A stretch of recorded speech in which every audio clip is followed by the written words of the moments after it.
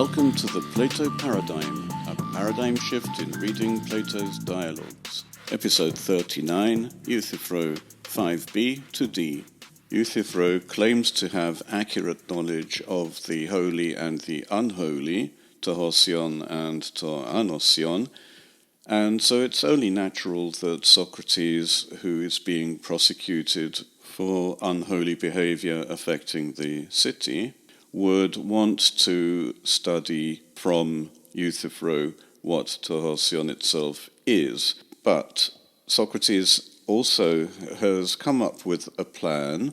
It's not real, we shouldn't take this seriously, but he suggests that Meletus, the one prosecuting him, should prosecute Euthyphro instead as the one corrupting Socrates. He also has an alternative suggestion that he should counter-prosecute Meletus for prosecuting a God-fearing person like Socrates. This means that the prosecution of Meletus is itself an act of unholiness. This parallels the claim made by Euthyphro's family that Euthyphro's own prosecution against his father is also unholy. By the way, if Socrates can countenance the idea of countersuing Meletus, he apparently hasn't made his deposition yet, and he's the one about to go into the Stoa Basileos, which implies that Euthyphro is the one who's just come out. That's how they meet at the Stoa Basileos. Both of Socrates' suggestions to countersue Meletus or to advise Meletus to prosecute Euthyphro are both excuses for Socrates becoming the student of Euthyphro. And he doesn't really mean that he will become the student of Euthyphro. Euthyphro is not a sophist. Socrates won't pay to study with Euthyphro, but all he's doing is setting up the circumstances for asking Euthyphro about holiness, not for his own benefit, but for Euthyphro's benefit. But I'm getting ahead of myself. This is how Socrates finishes off. Kai an me moi pethetai me de affietes dices ant emu graphetai se autat autelegen ento dicasterio ha prucalumen auton. And if he doesn't obey me and let me off this dike, so much for saying it was a graphe earlier, or write a writ against you instead of me, then it would be best if I said these same things in the law court which I have summoned him with. Other sources show that there was no other trial, no trial against Meletus, there was no trial against Euthyphro, and Socrates himself doesn't mention any of this in his defense speech. Euthyphro plays along with Socrates. Naima dio Socrates, are me epicheres graphistai, huroiman hos oimai, hopes athros estin, kai poluan hemin proteron periekenu logos agenito ento dicasterio, peri emu. Yes, my Zeus, Socrates, if indeed he tried to write a writ against me, I would find, so I think, where he is rotten, and the discussion in the law court would be much more about him than about me. Euthyphro seems to have a very good grasp of how to win in a law court, finding the weaknesses of the opponent, talking about them rather than about oneself. All of these are ways to impress the judges, and the judges here are hundreds of Athenian citizens who are appointed for one day.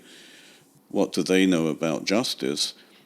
Euthyphro understands that. He's not concerned with justice. He sounds very much like a modern lawyer.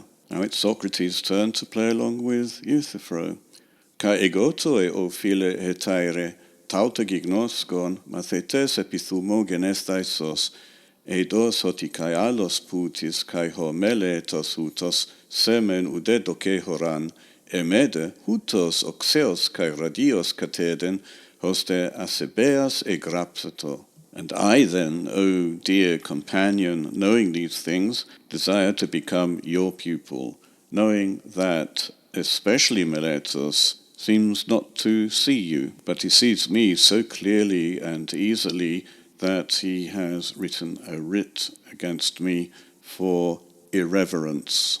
I have used irreverence to translate asebeia, which is the first time we've seen this word in the dialogue, and the dictionary definition says impiety, which rather begs the question what the connection is between asebeia and anosion. You can have eusebeia and asebeia, good reverence and a lack of reverence.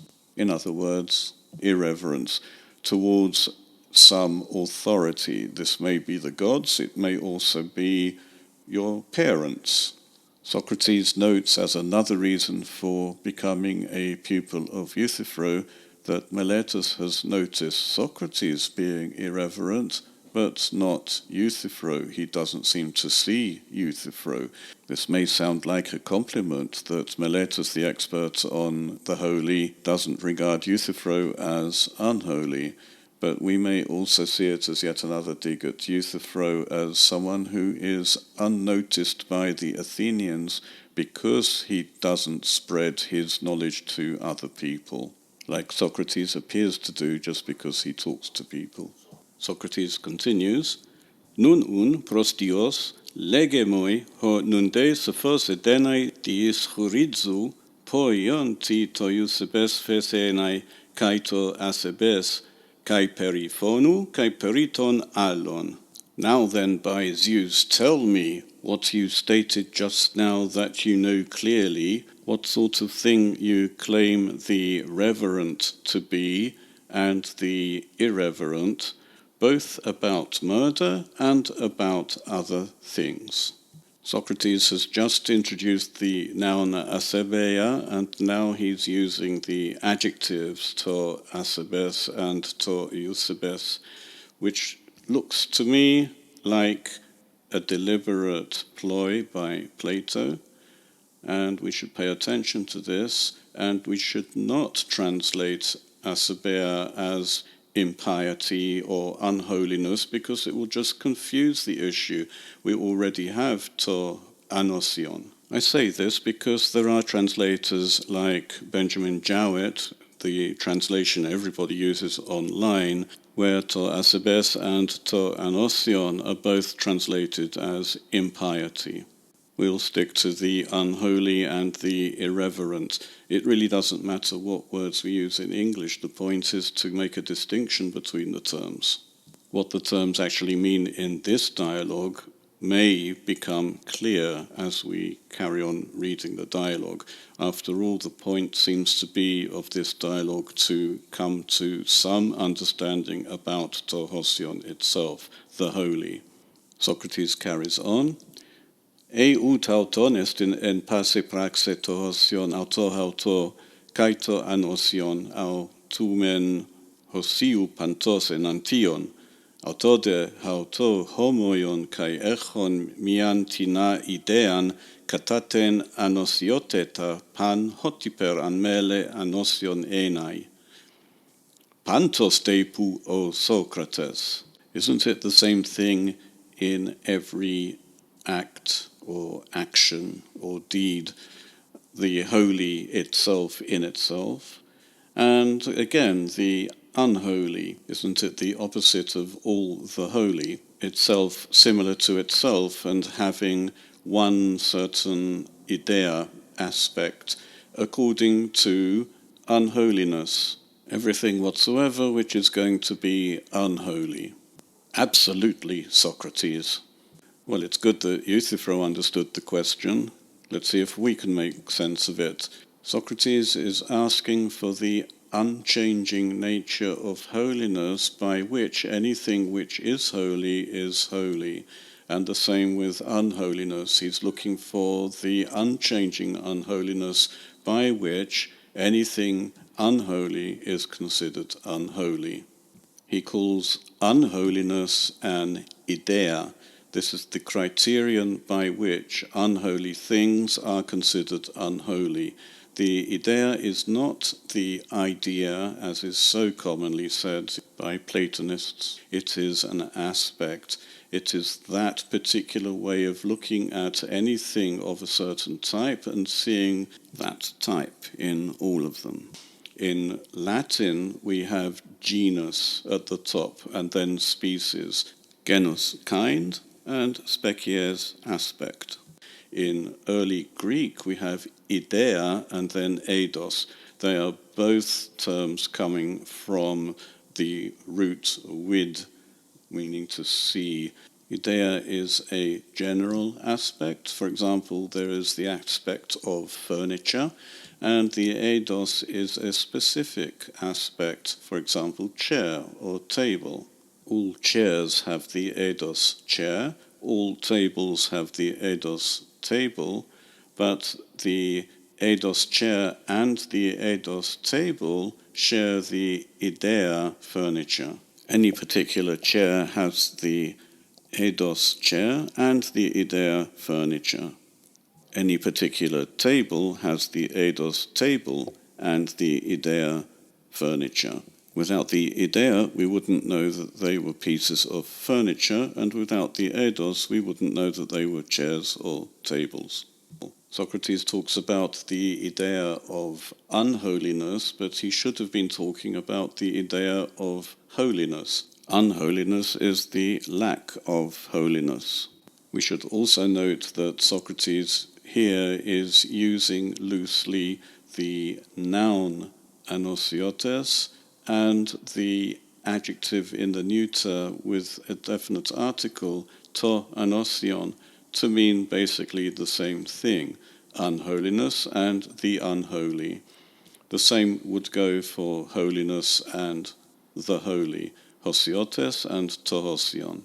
It's usually the case that the noun is fossilized in the language. It has several connotations, but when philosophers want to consider the entire concept, they prefer to use the neuter adjective with the definite article. Socrates can talk about holiness and the holy interchangeably, but his interlocutors tend to be confused and think of the holy as the holy thing, a particular holy thing. The same goes for the good, the just, and so on. An interesting point Socrates makes in his question here is the assumption that the holy and the unholy are to be found in deeds, in activities or actions, not in things. Socrates gives the specific example of murder, as in the case of Euthyphro's father, but not believing in new gods or corrupting the youth, as in his own case.